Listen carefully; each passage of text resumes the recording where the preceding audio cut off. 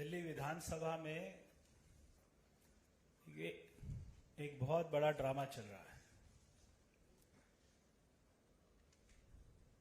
मैं मगर दिल्ली के मुख्यमंत्री को इस बात के लिए बधाई देता हूं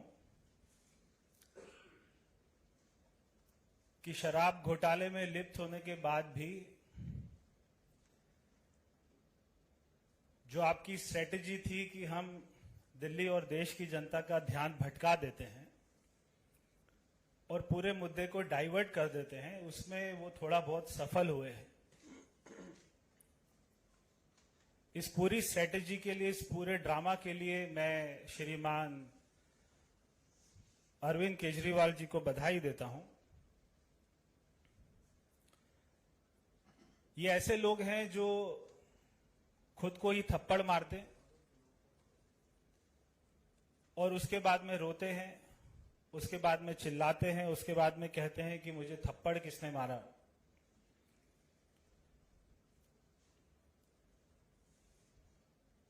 ये झूठ इस प्रकार का बोलते हैं कि उसमें 19-20 का अंतर नहीं होता, उसमें 0 और 1000 का अंतर होता है।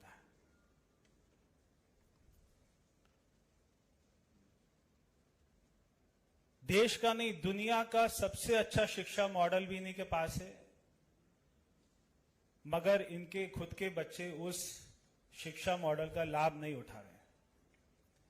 देश ही नहीं, दुनिया का सबसे अच्छा स्वास्थ्य मॉडल भी इनके पास है, मगर इनके मंत्री, इनकी धर्मपत्नी, इनके विधायक, सांसद वो उसका लाभ नहीं उठाते।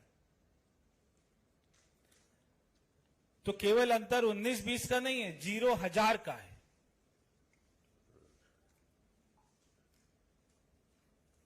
मगर हमें बहुत ज्यादा दुख हुआ है और हमें पीड़ा हुई है कि हमारे दिल्ली के सांसदों को किसी ने खरीदने की कोशिश की है। जब तक हमारी पीड़ा खत्म नहीं होगी और दोषियों को जेल के पीछे नहीं डाला जाएगा, तब तक हमें चैन नहीं आएगा। क्योंकि वो दिल्ली के विधायक हैं। अगर हमारे विधायकों को अगर किसी ने खरीदने की कोशिश करी, इतनी जुर्रत करी, तो हम उसे माफ नहीं करेंगे और हम दिल्ली के मुख्यमंत्री का, दिल्ली के विधायकों का सहयोग करेंगे, हम सारे सांसद, कि उनको पकड़ना चाहिए। मनीष सिसोदिया कहते हैं मेरा फोन सीबीआई ले गई, और 2 दिन के बाद कहते हैं मेरे फोन पर मैसेज आ रहे हैं, कॉल आ रही है कि आप बीजेपी ज्वाइन कर लीजिए।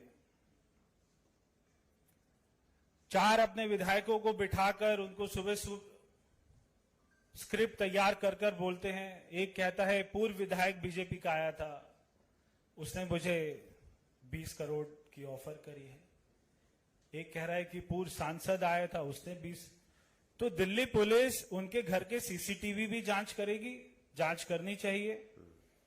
उन सबके मोबाइल भी जब्त करेगी कि कहां मैसेज आए थे, किसके कॉल आए थे, उसकी जांच होनी चाहिए। और उनको बुलाकर सभी को, अगर वो जो झूठ बोलने वाली मशीन होती है जिसके ऊपर बिठा देते हैं और ऐसे लगा देते हैं हाथ पर, lie detector test, narco test, तो नार्को टेस्ट भी होना चाहिए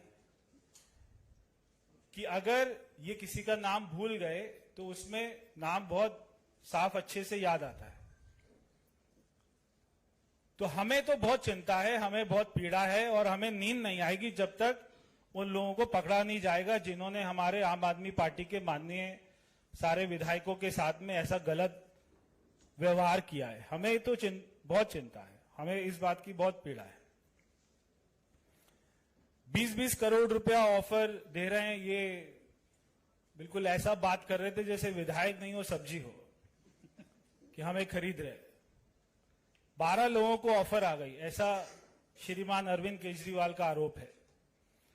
उसके बाद में दुनिया के इतिहास में पहली बार ऐसा हुआ है। बार बार केजरीवाल जी बोलते दुनिया के इतिहास में पहली बार दिल्ली में ऐसा हो रहा है तो दुनिया के इतिहास में पहली बार ऐसा हुआ कि जिसके पास में 90% सीटें आई हैं, वो अपने ऊपर ही विश्वास प्रस्ताव लेके आ रहा है, अविश्वास प्रस्ताव लेके आ रहा है। वो खुद ही जो वहां का हमारे बेचारे गिने चुने 8 विधायक हैं, उनको तो निकाल देते हैं, चलो इनको निकालो मार्शल को बुला के। अब वो 62 ही बचते, 62 में जिस असेंबली में केवल 62 आम आदमी पार्टी के विधायक हैं, वहां पे अरविंद केजरीवाल को अपने विधायकों पर विश्वास नहीं कि नहीं अविश्वास प्रस्ताव तो आना चाहिए, हम तो लेके आएंगे। मुझे जब तक ये मेरे अपना समर्थन में वोटिंग नहीं करेंगे, मुझे विश्वास नहीं इन पर। उनको लग रहा है इन्होंने ले लिए पैसे, अभी ये उल्टा वोटिंग कर सकते हैं, तो वो अविश्वास प्रस्ताव जरूर लेके आए। फिर उसके बाद में मनगढ़ंत कहानी बनाकर एलजी साहब के ऊपर में उन्होंने अपना दोष कर दिया है। वहां पे सारे धरने पर बैठ गए हैं, रात को वहीं सो रहे हैं, अपने आप को मार रहे हैं, रो रहे हैं, एक दूसरे की छाती पीट रहे हैं, मगर नाम नहीं मालूम है कि इनको बेचारों को ऑफर किसने किया। तो ये केवल आरोप लगाकर और भाग जाएंगे, पर इन्होंने गलती कर दी है, यहां पर ये फंस गए। यहां पर पूरे 12 के 12 विधायक जो कहते हैं हमारे पास फोन आए थे, अब ये फंस गए, क्योंकि ये एक बहुत गंभीर मामला है। जैसा रमेश जी कह रहे थे, मनोज जी कह रहे थे कि रिश्वत देना और रिश्वत लेना दोनों ही खतरनाक है और दोनों क्राइम है संविधान में। तो आपको तो अब आपके दोषियों को तो सजा मिलेगी, ऐसा मिलना ही चाहिए। तो अब इस पूरे मामले में हमेशा केजरीवाल जी बचकर क्यों निकल जाते हैं? क्योंकि दुनिया के इतिहास में ये पहली बार है कि एक ऐसी सरकार है जिसके मुख्यमंत्री के पास में कोई विभाग नहीं है। अब जब मनीष सिसोदिया को शिक्षा मंत्री बनाया, उप मुख्यमंत्री बनाया, तो वो बहुत खुश थे कि मुझे इतनी जिम्मेदारी मिली है, मगर उनको पता नहीं था कि आपको फंसाने वाले हैं, क्योंकि साइन खुद नहीं करते मुख्यमंत्री। अभी एलजी साहब ने उनकी फाइलें वापस करी ये बोलकर कि आप इस पर साइन करके भेजिए, मुख्यमंत्री के साइन करके भेजिए, केवल इतना लिख देना कि मुख्यमंत्री ने फाइल को देख लिया है, ये काफी नहीं है, क्योंकि उन्हें मालूम है कि अगली बार एक मंत्री को और फंसा देगा।